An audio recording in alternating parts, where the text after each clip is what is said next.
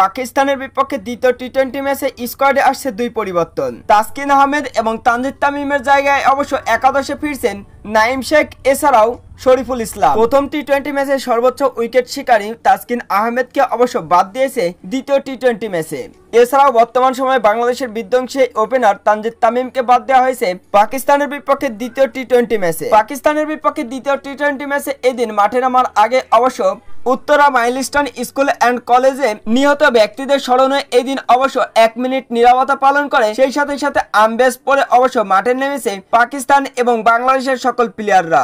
Match শুরুর আগে অবশ্য 1 মিনিট নীরবতা পালন করতে দেখা যায় এই দিন বাংলাদেশ এবং পাকিস্তানের খেলোয়াড় সেই সাথে সাথে টিম ম্যানেজমেন্টদের। পাকিস্তানের বিপক্ষে অবশ্য টসে হেরে ব্যাটিং করতে নেমেছে বাংলাদেশ ক্রিকেট টিম। বাংলাদেশ কি পারবে আজকের এই দুই পরিবর্তন নিয়ে ম্যাচটি জয়লাভ করতে, যেখানে সর্বোচ্চ উইকেট টেকারী তাসকিন আহমেদই নেই আজকে একাদশে।